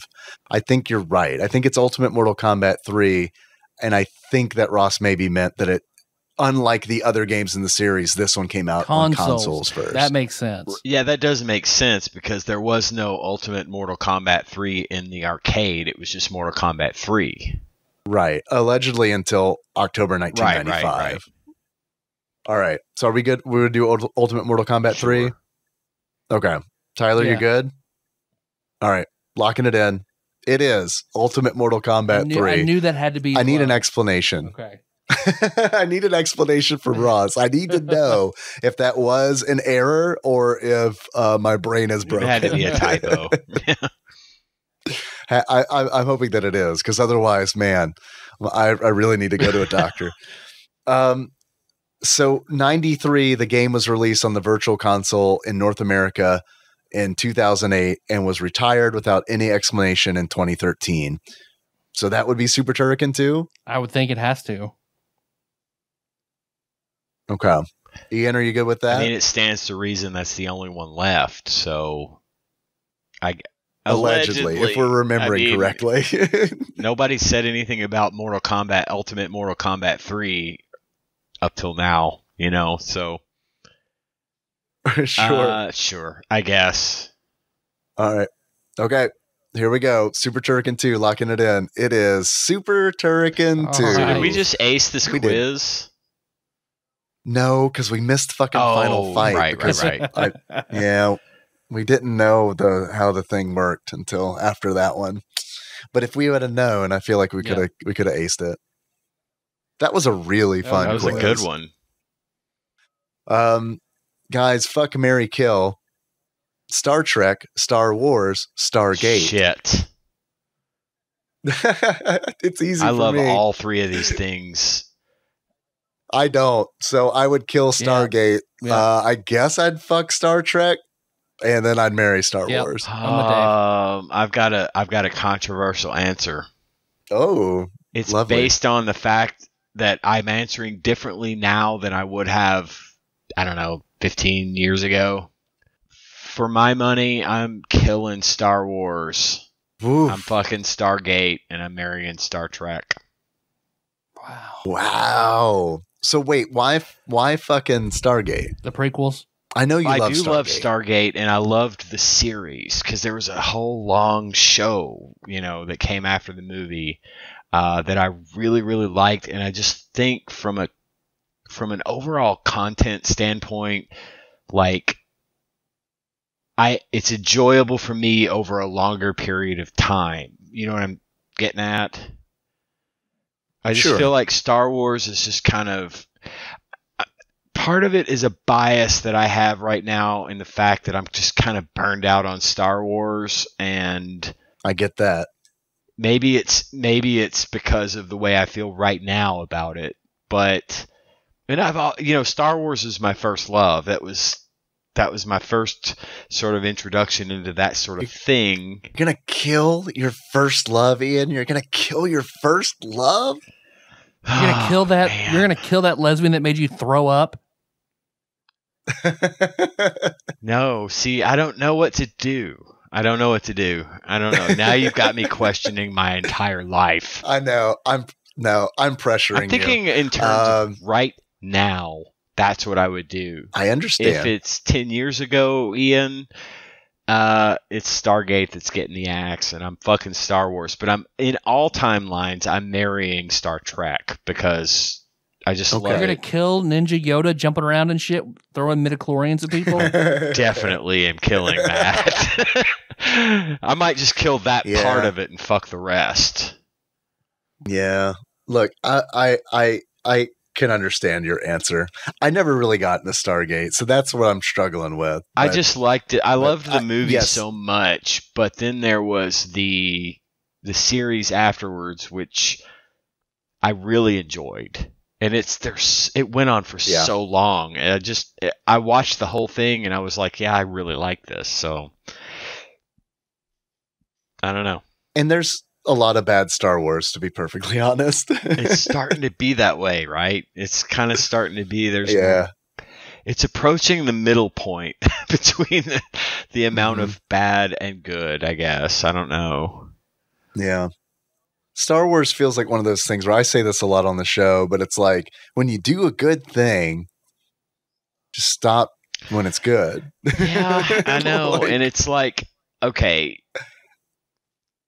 if you want to pare it down a little bit and say if Star Wars only encompasses the original trilogy, A New Hope, Empire, and Jedi, that's a much tougher call for me. But right now I have no choice but to think about Star Wars in the terms of we've got 9 movies and a couple of spin-off series, and I'm not sure I'm happy with the direction it's going. So Okay. that's the way Okay. it is. I think that's fair. All right. Next question. And we might want to pick this up tomorrow because we're 25 minutes past Tyler's hard stop. And this question is going to literally take 2 hours. But it is fuck, marry, kill, tater tots, waffle fries, wedges. Oh, I'm killing wedges. Straight out killing potato wedges. Don't like them at all. Dude, you can't kill the wedge. wedges. I'm fucking killing wedges. Kill Fucking tater stabbing- tots. Tater tots are the worst. No, I think I'm gonna fuck waffle fries. I'm gonna marry tater tots. Oh my So god. I'm looking at tater tots as potato olays and hash browns. No. These are the little round potato olays cylinders of yes. potato that you get. Right. Yes. Literally nowhere except from a plastic frozen bag in the grocery store. Right. Well, see, I love potato olays are medallions. I will still eat tater tots as like hash browns with breakfast, and I will eat them at lunch, and I like to top them with chili and cheese or whatever else, like I would fries. Like, I'm gonna marry tater tots, fuck waffle fries, kill wedges. Oh, that is much more controversial than my Star Wars thing. I agree 100%. And like, I know I said this, but I need to say it clearly right now. Tater tots are medallions, my dude. And it's like, there's a big difference between a fucking cylinder and a coin. All right, I understand. Because it's like the surface area is different. Potato olays are like crispy. Potato tots are just like mushy bullshit. I don't know if they're fried correctly. You can get a good crispy tot. I want a good crispy tot. I want a good crispy tot that's going to change my mind. I want a good crispy tot that doesn't taste like that garbage you get at Sonic. Sonic tots are bad. I'm with Sonic tots are bad. They have the same grease in all Sonic restaurants. Like, they transport that grease to different restaurants. They don't ever throw it away. And it just, something about the way it's so nasty. And that's my baseline for tater tots is Sonic. Mine is like high school cafeteria. So it is definitely fair to say I haven't had good tots. I don't know that I ever But have. I would also like to say, if Sonic's tots are the worst, Scott's tots are the best. And it was the best episode of The Office. I don't remember that episode, but I've heard that it's like the cringiest. Oh, God. Scott's tots. I think number one is the dinner party. Number two, Scott's tots. To me, is the one I remember is the dinner party being the cringiest, Dude. like with that tiny little TV mounted on the big. Oh my God! Yes, it's a flat screen. Yeah, I don't remember Scott's tots, but I remember dinner party for sure. Scott's tots, I don't know. They're both up there for me. I guess I've probably seen Dinner Party more because it's an older one. And Scott's Tots, I think I've only watched twice, but I remember watching Scott's Tots when it aired and being like, "Oh my fucking God, this is horrible." In the best I possible might way. watch it. I've got the, what do they call it? Fremdschämt or whatever, the opposite of Schadenfreude, which is, if you are a Schadenfreude person, you love watching people become embarrassed. And Fremdschämt, because the Germans have a word for everything, is the opposite of that, is when you hate watching things where people are embarrassed. I'm that. So I don't know if I'm going to watch it. I don't know if I should. I wouldn't. Yeah, I wouldn't. You're probably not going to like it. Because because I really like it, but even me was like, "Oh my God, this is too much." it's a little much. It is a little much because it's like, yeah, it's a little much. But I'm. Do you know the premise? I don't. What's the premise? The premise is that, like, 10 years ago, essentially, Michael Scott went to this school and presented and told all the kids there that he was going to give them scholarships. Oh, no. Thank you, Michael Scott. Right. And Thank you, Michael Scott, for making our dreams come true. Oh, no, I can't. And, yeah. They do a whole presentation for him before, like, yeah, it's because he good. Totally it's can't really provide good, what he promised. He buys what one he does kid's provide books. them is funny. Oh, and they planned their whole lives around this scholarship, yeah. Of course. So that's why, to me, it's like it's the worst and the best episode. All right, fuck it, I'll watch it. But I'm not even trying to dodge this very important question. It's super important, but it's easy for me. Define a potato wedge. I mean, it's the what KFC used to have and what you can get at Walmart. Yeah, they're big, wedge shaped. So I'm an eighth of a potato. Lots of potato, very thin breading. I like a potato. Nope. I like a I potato do too. wedge. Okay, I for 'em. do. I like a potato. I like a wedge. steak fry, but I don't like a potato wedge. Why? What's the huge difference there? Because one's shaped like a wedge and one is shaped like a rectangle.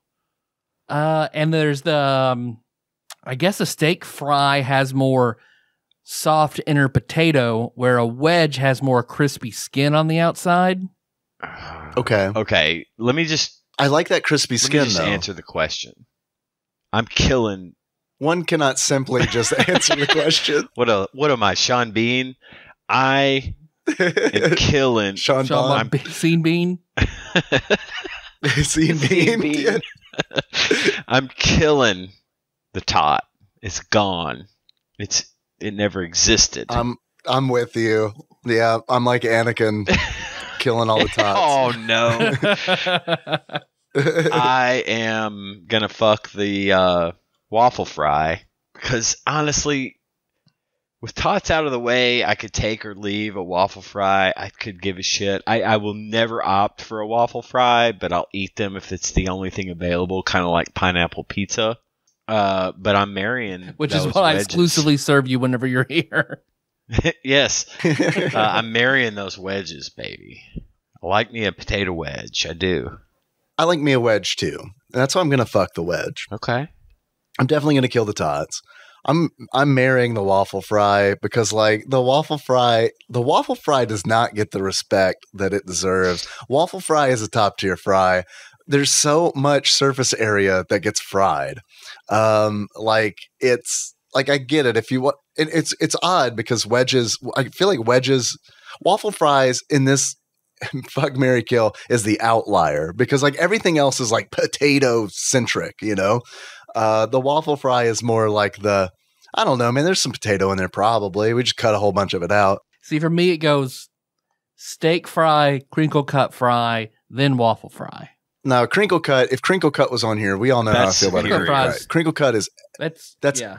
S God tier. tier is crinkle fry. That is in yes, all formats. I have never had a bad crinkle fry. yes. But my least favorite fry, I mean, potato wedge is probably my second worst on my all fry list. Bottom tier is shoestring. Shoestring, fucking absolute shoestring bottom can garbage. Yeah, Hate it. shoestring's awful. Shoestring can eat a dick. Shoe- They're awful. Yeah. Shoestring's like spaghetti that went wrong somehow. Like angel Yeah, hair, it's- I hate it's angel not hair good. pasta. I fucking hate angel hair pasta. That's the equivalent to shoestring for pastas. It just is all crowded and you can't really eat it unless you're eating it with a fork and you're not supposed to eat fries with a fork. So, yeah. Well, I don't know. Sometimes I like to be fancy and eat my fries with a fork. Especially if I get like Zaxby's or something and it's Ooh la like la, I get it Mr. doused in French hot man. sauce. Yeah, I like to cut my Snickers with a knife and fork too. I do eat Cheetos with chopsticks. That's no lie because fuck the Cheeto dust that gets caked on my fingers because I eat a lot of Oh, Cheetos. shit, though. That's a really good idea. I need to remember that one. And it's also fun to use chopsticks. Right. All right. I think our friendship survived that question. I'm proud of us. Yeah, yeah. Fuck, marry, kill. Konami, Capcom, Natsumi. I'll just jump in because I don't Mhm. know. I'm killing Natsumi because I don't know what that is. They're probably best known for like Harvest Moon. And they did Luvia too, I think. Oh, is that right? Well, Okay. That's gonna make it. That might make it tough for you. Yeah. I'm still killing because I don't know, but I'm gonna fuck Konami and marry Capcom. That's my answer too.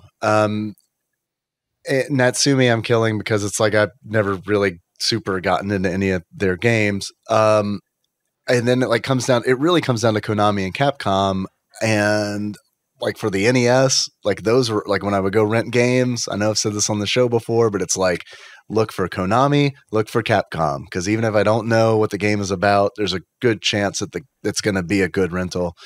But what breaks the tie really is like looking at where they are now and what they're doing now, and it's like, well, Capcom still makes video games, like the Resident Evil series, and it's like those are good, I hear. Yeah, I'd have to marry Capcom. Plus, it's like, man, there's so many, like, I don't know. I love Street Fighter, and I love like that series, and like the character designs and all that. I feel like, I don't know. I feel like Capcom's got more behind it, so I'm going to marry Capcom. Yep. I do. I'm killing Natsumi. I love Lufia, but that's not reason enough to leave it alive. Then it does get tricky because like I love Phoenix Wright. I love a lot of stuff Capcom has going for it, but then I'm looking at Konami, and they have two that are more near and dear to my heart than almost anything Capcom has.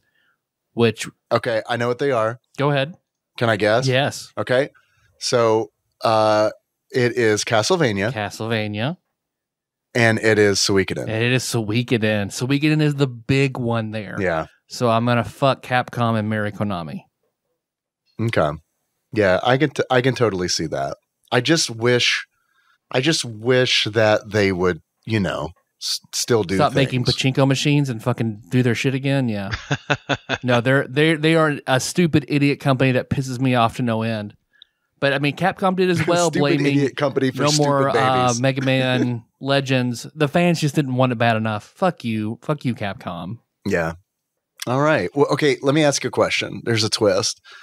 If Treasure had been on this list instead of Natsume, would it have changed your answer at all? Treasure? Yeah. Who did like Gunstar Heroes? I'm assuming no, based on that. On that. No Okay. change. Square would have been the only thing that would have made me like, fuck. Ooh, yeah, yeah. Okay, Konami, Capcom, and Square. That does get real fucking tricky real fast. Even Rare would have given me more pause than Natsume. Okay, so Rare, I agree. It would have given me more Like pause. Banjo Kazooie Rare? Right. I would have quoted Ian, and it's like, well, I don't know. In the Super Nintendo days, I might have been like, yeah, Rare. But anything after that, it's like, I don't know, man. We've reached that middle point. Yeah. I mean, you know how I feel about Banjo Kazooie, so I might have changed my answer on that one too. Banjo Kazooie, Diddy Kong Racing, Donkey Kong Country 1, 2, and 3. I mean, GoldenEye. I mean, Perfect Dark. Damn. Well, then maybe Ross's next Fuck, Marry, Kill will include Square and Rare. Yeah. Maybe they all rhyme. Square, Rare, and LJN. Angelico. All right. There are some good LJN games out there. They're not like, as good as like a Capcom game, but I mean, compared to other LJN games, there are good ones. There's Jaws. Jaws. Big fan of Jaws. I like Friday the 13th too, although a lot of people don't. Ross, thanks for the quiz. That was a fun one. Indeed. You guys have anything else to say before we cut out 40 minutes past our quitting time? Do you guys want to know what we're playing next week? I would give this the Smash Tennis, the glasses. Oh, my Lord. Glasses of who's the fucking angry tennis player? Billie Jean King. Angry tennis player nerd. He got kicked off all sorts of shit all the time. John McEnroe. John McEnroe. There you go. The goggles of John McEnroe and the stubble of Andre Agassi. For the beard. Excellent. Go.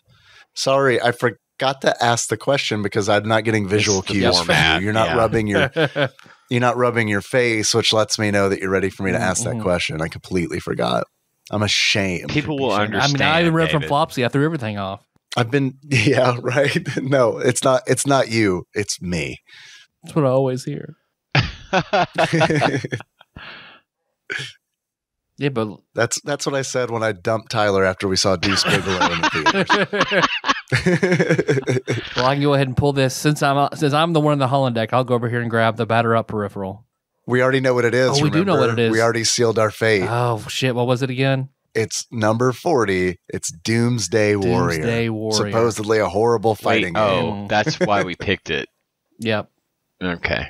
That's why we did Smash Tennis, right? Yep. We turned our nuke keys and we preferred a delayed sports it. game. Yeah, surprisingly, we went for a sports game that actually turned out to be actually pretty good. So it was good. It was good. I liked it. And thank you guys for letting me do that, because man, that's a nice breath of fresh air before we dive back into this pile of Triceratops. Could not have done another fighting game right after Tough Enough. I mean, sorry. Yeah. Hey, Punk, No. are Too you much. tough enough? And this is almost certainly going to be worse than Tough Enough. Yeah. But we'll see. Maybe I'm wrong. Wait, what is it again? It is Doomsday Warrior. And hey, if you want to play online on Nintendo Switch Online service, hit If me I up. want to play online with you for something, I want it to be Animal Royale. All right, you got it. What are you doing for the next hour? Well, I'm going to go to bed, but maybe we'll okay, that's the smart do thing. the responsible thing and play a little bit of this, and then say this sucks and go play Animal Royale at some point in the next week. All right, perfect. And I'll probably, when I stream it, I'll probably be playing against viewers. I'll jump in. I'll see if I can jump in Sunday night and play with you. Okay, cool. Hopefully it'll be as smooth as Smash Tennis was, but we'll see. Well, thanks for listening, everybody. You can find the show on iTunes, Stitcher, YouTube, Spotify, Google Play. Just type us into Google. You'll find us. So next week, Doomsday Warrior. But hey, in the meantime, if you want to send us something, that's Tadpog Studios, care of Nicole Nance, PO Box 3785, Paducah, Kentucky, 42002. You can call us, 270-883-2555. We're on Instagram and Twitter as Tadpog_podcast. Got the Facebook group, Tadpog for episode posts, memes, Tadpog Nation for that dank shit. And then, of course, if you like good, organized, frequent chat, that's the Discord. I'm on that right now, as a matter of fact. We all are right now. Yeah. We in are. the Tadpog Wow, look at channel, us. and I'm looking at posts from loyal listeners, and it's been wonderful to be on there today. And in the previous couple of days of the week, I fell off of there for a little while.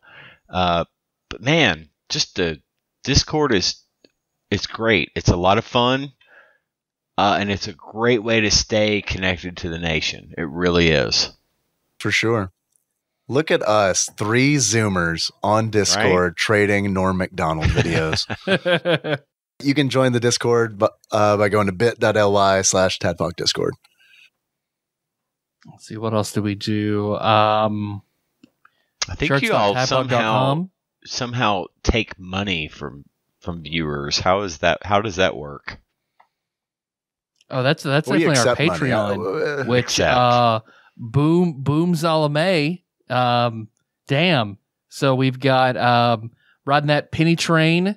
Thank you, Backlog Banisher Dane. Let's see, let me blow some hot spiders real quick. Oh, he And blew then- into the spider whistle. I did. Damn.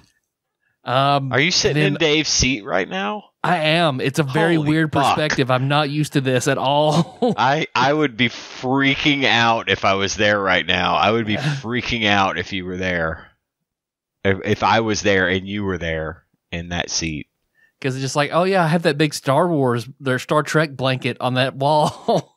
I forgot that was there because my back is always to it. Yeah. That's why it's the holodeck. You should switch it out with a Stargate blanket. Right, I should. and some tater tots. And some tater tots. Just Hang 'em from hang tater string. tots from the ceiling. Yeah. Suspended the- tater tots from fishing line. Daddy, would you like some tots? But a massive jump. Holy shit, Usurper Grim. Wow. Grim, what are you doing, Dude, man? Wow. You're This gonna is get a insanity, divorce. Grim.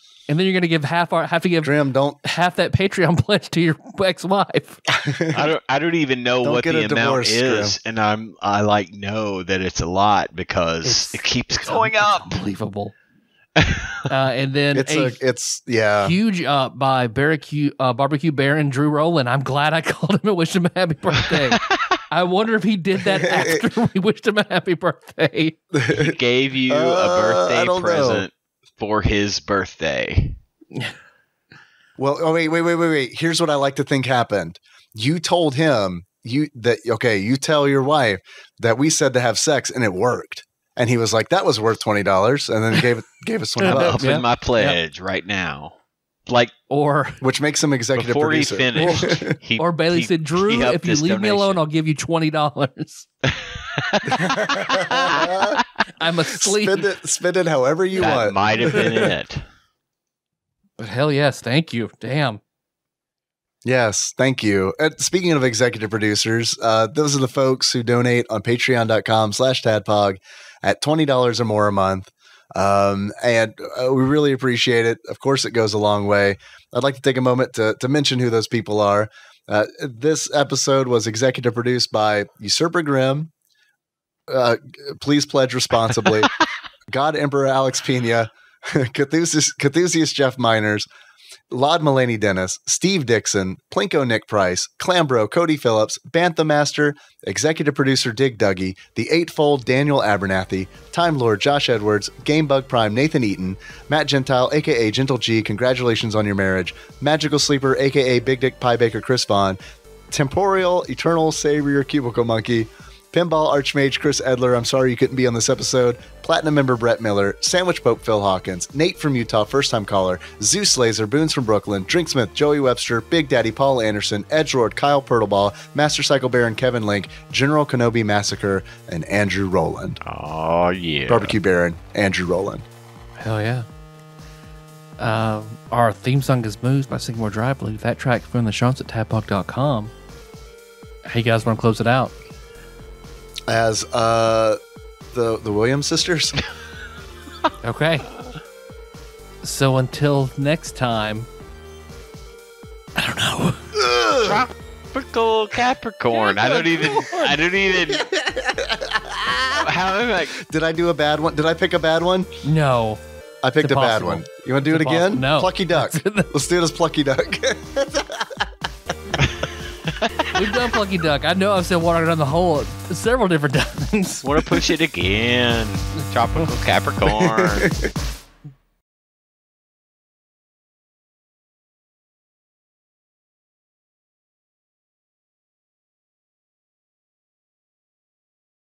What if the stinger is a complete lack of a stinger?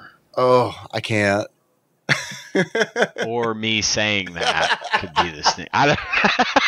No, I love it. I don't know. We just exposed my kryptonite to everybody. It's like, dude, man, that stinger is like before we record even, I'm like, I wonder what the stinger's gonna be. Strangely, I do that shit too. Oh, I'm like, what's gonna be the stinger? And what's funny is because like I'm on the show every week now. I listen to the show because, like I do, but I already know everything except the stinger. oh right, yeah. So it's like I'm in it until the stinger, and I'm like, what did he pick? What did he pick? Unless there was nothing going on, and then I know what you picked. How about an interesting fact about Lord of the Rings? Please. So in the movie, after Frodo throws the ring in and they're on he and Sam are on that rock and the eagles come to get them. 3 eagles show up to pick them up. There are 3 eagles because Gandalf sent one for Gollum as well, thinking Gollum would have made it. I think what would have happened there is if Gollum made it, the 3rd eagle would have been instructed to drop Gollum into the Just lava. pick him right up and drop him in the lava. Like, just so we don't have his dumbass to deal with later. I mean, he did help. He did take them quite a ways. Help? I don't know. He got him through some shit. Yeah. For his own selfish desires. Yep. I mean, At the end of the day, his selfish desires are what drove him, so it was not like, magnanimous in any way. So this reminds me of something that I'm pretty sure I saw on the TADPOG Discord. If the ring had been put inside an anus, would it turn the... Oh my God, I saw this earlier. Would it turn the wearer invisible, or would the poop be invisible? I'd say if someone ass fucked that person, they would be invisible. Yeah, okay. So you just see them disappearing and reappearing and disappearing and reappearing. I'd also like to say that one of the reasons I love the Stinger so much probably is because I remember being in middle school and buying an album, and when I purchased the album being like, man, I wonder what the hidden track is going to be on this CD. Or is there going to be a hidden track? And it's like Green Day's Dookie is like, or Dookie, I never know how to pronounce that, is like... Dookie. Did it all for the Dookie. Yeah, right. But like that one spoiled me because it's like after that one, it's like, okay, every single fucking CD from here on out had better have one of these hidden tracks. Marvel movies did that shit for me. Yeah. Like I'm watching, but for the mid credit scene and then the post credit scene. Yeah. Yep, for sure. I get that.